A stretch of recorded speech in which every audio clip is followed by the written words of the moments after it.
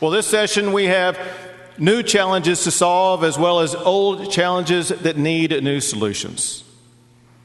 The primary goal of government is to keep our citizens safe and secure. That goal is even more important when it comes to our children. Over the course of the next few months, you all are going to cast thousands of votes.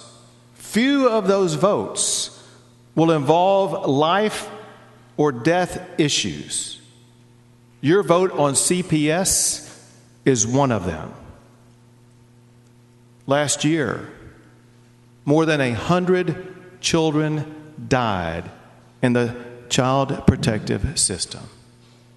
You can vote to end that. We can reform the system so that no more children die in it.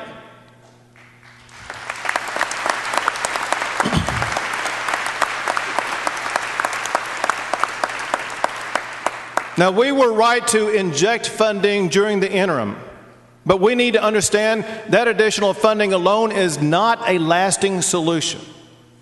We need more workers, better training, smarter strategies, and real accountability in order to safeguard our children.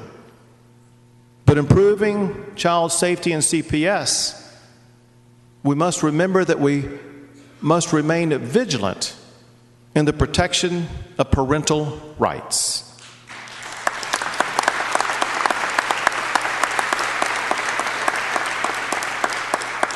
We must remember that the best place for children, if at all possible, is with their parents.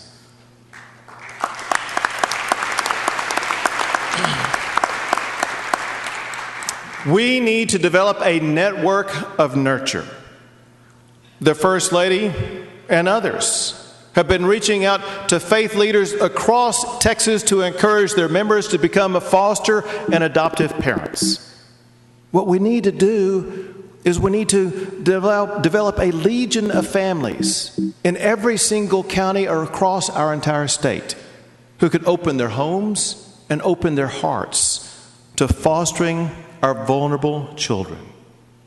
When done right, foster care yields tremendous results. For example, despite growing up in state protective care, Kenesha and Elisa Buckner never let their struggles hinder them. Instead, the sisters thrived, overcoming many obstacles and becoming successful adults, dedicated to raising awareness for children in the foster care system. They are with us today, and I am proud to say they are now both college graduates.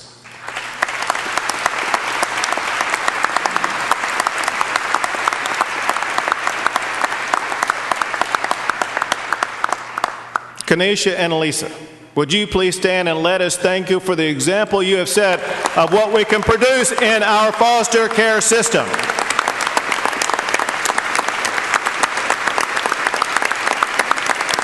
Thank you. Very proud of you.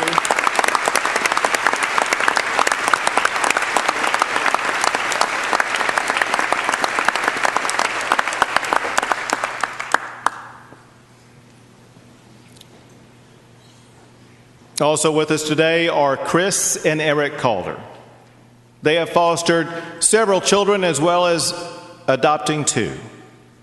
Chris says, and I quote, "This isn't a sit back and let other people do the work. We all have to be accountable here." Chris and Eric, they're with us today. Would you please stand and let us thank you for your service as foster care parents? And I want you to know, Texas is better because of parents like you.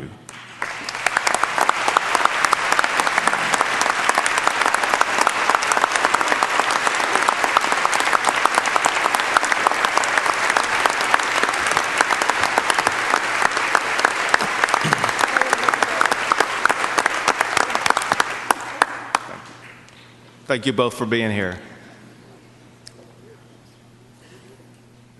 The Calders have done their part. Other foster and adoptive parents around the state have done their part. Now, it is time for us to do our part, to do this right. The budget I have issued today budgets more than either the House or the Senate. Do not underfund this rickety system only to have it come back and haunt you in the years to come. When you tackle the CPS and foster care of this system this session, do it right.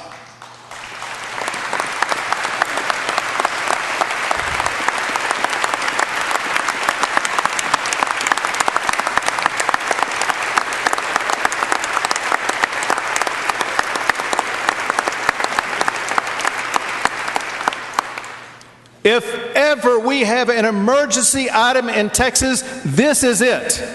And I am declaring CPS reform my first emergency item in the Texas this legislative session.